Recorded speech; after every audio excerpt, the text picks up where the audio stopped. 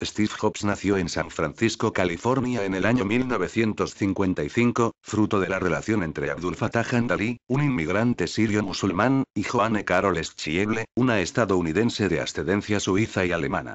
Dos jóvenes estudiantes universitarios que lo entregarían en adopción a una pareja de clase media, Paul y Clara Jobs Agopian de origen armenio.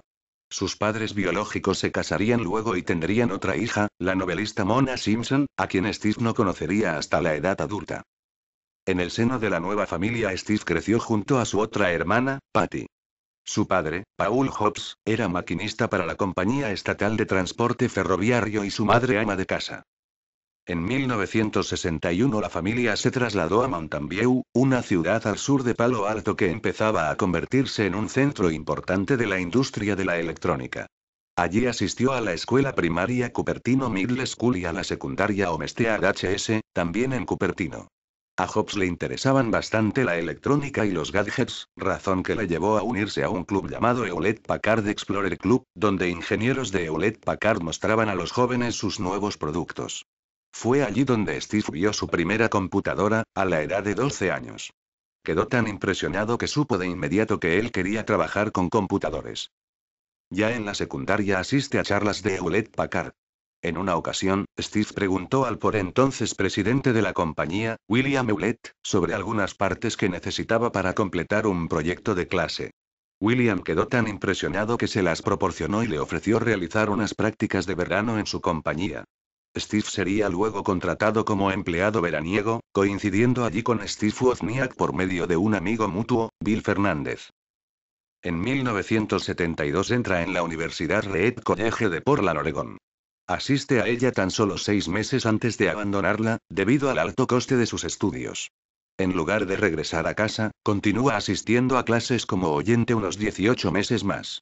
Curiosamente, sus estudios en caligrafía le serían de utilidad cuando diseñara la tipografía del primer Mac. Tras 2 años fuera de casa, en otoño de 1974 regresa a California con el objetivo de realizar un retiro espiritual en la India y consigue un trabajo como técnico en Atari Incorporated, un fabricante de videojuegos, donde colaboró en la creación del juego Breakout. De la mano de Steve Wozniak comienza a asistir a las reuniones del Homebrew Computer Club, donde Wozniak le cuenta que está intentando construir un pequeño computador casero.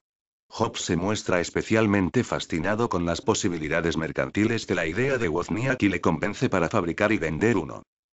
Según afirma Nolan Bushnell, luego de su regreso de la India a donde fue acompañado por un antiguo compañero de la escuela secundaria y más tarde primer empleado de Apple, Daniel Kottke, decidió renunciar a Atari y fundar Apple. Steve ofreció a Bushnell un porcentaje de Apple, $50,000, el cual no aceptó. Inicios de Apple Computer.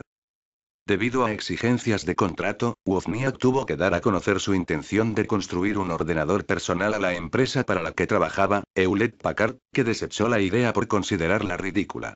Fue así como en 1976 nació Apple Computer Company.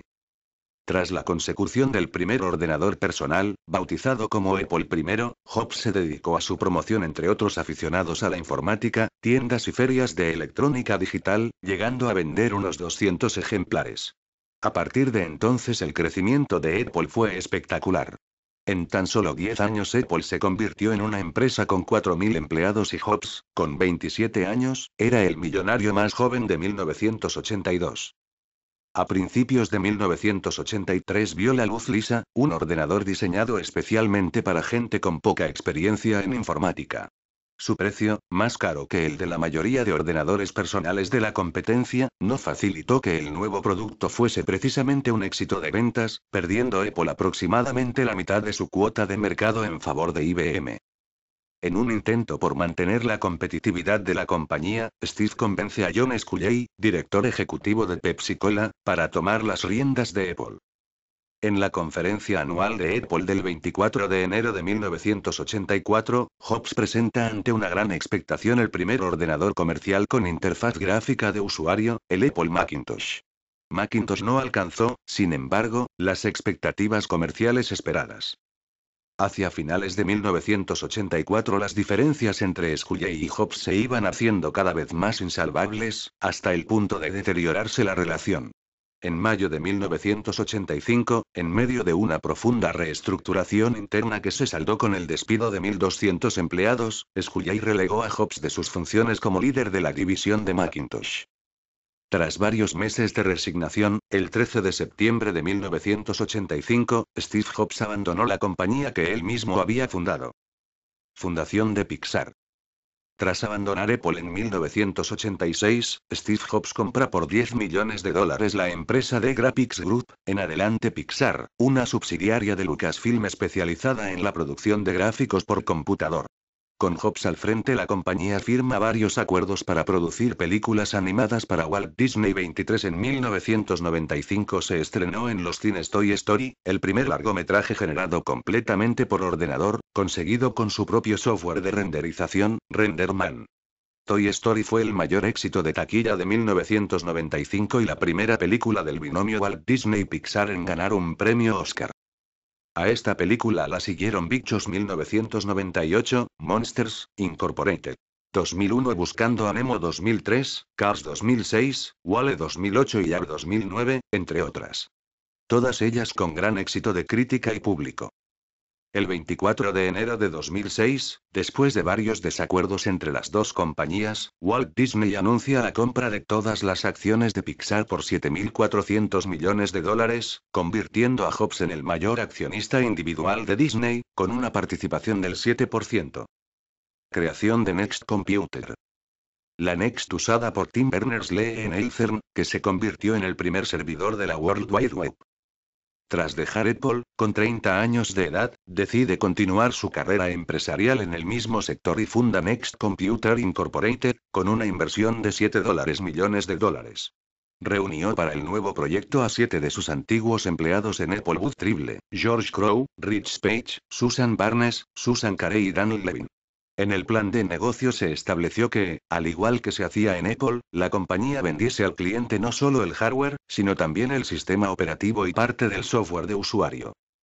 La primera estación de trabajo de Next fue presentada el 12 de octubre de 1988. Recibiría oficialmente el nombre de Next Computer, si bien fue ampliamente conocida como The Cube por su distintiva caja de magnesio en forma de cubo. El sistema operativo sería bautizado como Next Step.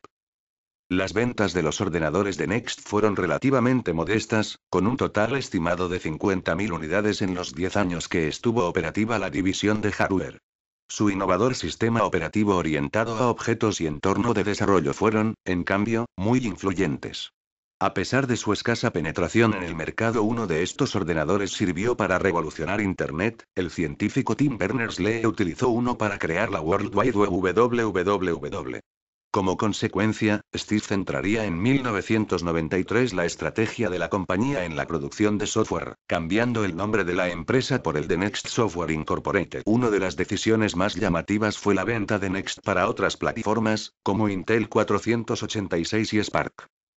Apple Computer anunció el 20 de diciembre de 1996 la adquisición de Next Software por $400 millones con el fin de actualizar el vetusto sistema operativo de los Macintosh, después del fracaso de la compañía con Copland, un proyecto que nunca llegó a terminarse.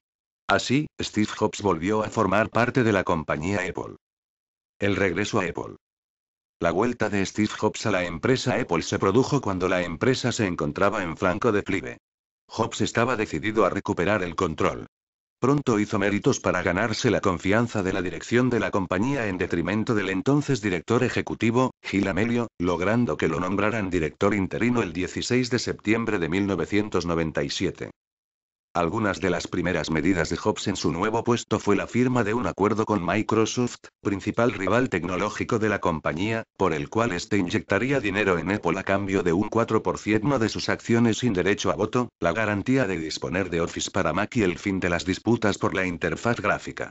La noticia de esta medida no fue bien recibida. De similar aceptación resultaron la cancelación del programa de licencias de MacOS a otros fabricantes de hardware como Power Computing, que sería finalmente adquirida por Apple, y la cancelación del Apple Newton, un gadget de características similares a una UGA. Estas medidas, sin embargo, permitieron a la compañía centrar sus esfuerzos en mejorar sus productos y probar nuevas líneas de negocio, como fue la tienda digital de música iTunes Store, los reproductores de audio iPod o los nuevos iMac, que resultaron ser un gran éxito. En 2006 firmó un contrato con Intel para utilizar procesadores de la arquitectura x86 en todos sus ordenadores de sobremesa y portátiles. En diciembre de 2009 Steve Jobs fue elegido director ejecutivo del año por la revista Harvard Business Review por incrementar en 150.000 millones el valor en bolsa de Apple en los últimos 12 años. Renuncia. El 24 de agosto de 2011 presentó su renuncia como CEO de Apple, y fue sustituido por Tim Cook. A partir de esa fecha y hasta su muerte, fue el presidente de la junta directiva de Apple. Solo horas después del anuncio, las acciones de Apple Incorporated redujeron su valor 5%. Según Forbes, la renuncia afectará negativamente a Apple y otras empresas, incluyendo Walt Disney Company donde Jobs era director. Las acciones de Walt Disney Co. se redujeron 1,5% a lo largo del 24 de agosto de 2011. Steve Jobs falleció el 5 de octubre de 2011, a los 56 años, a consecuencia de un paro respiratorio derivado de las metástasis del cáncer de páncreas que le fue descubierto en 2004, por el que en 2009 había recibido un trasplante de hígado. Sus restos fueron enterrados el 7 de octubre, en una modesta ceremonia privada, en el Alta Mesa Memorial Park, el cementerio próximo a su domicilio. La noticia de su muerte fue publicada y confirmada en el sitio web oficial de Apple y desencadenó un reconocimiento unánime de la industria, desde competidores como Bill Gates y Samsung hasta importantes empresarios de Silicon Valley como Mark Zuckerberg, quien lo calificó como mentor y amigo. El día de su muerte la capitalización bursátil de Apple era de $350.670 millones de dólares 50. Cuando salió a bolsa en 1980 una acción costaba, según su precio ajustado, lo que hoy serían unos 2 euros. El día en que murió valía más de $377 y contaba con unos ratios financieros envidiables. Estos datos avalan el reconocimiento como ejecutivo que lo acompañó en la última etapa de su carrera. En palabras de Rupert Murdoch, Steve Jobs fue simplemente el mejor consejero delegado de su generación. Coincidía en ello con la revista Harvard Business Review, que ya lo reconoció como tal a finales del 2009. Apple ha convocado una ceremonia en el ámbito estricto de la empresa, en su sede de Cupertino, California, para el 19 de octubre de 2011 a las 10 a.m.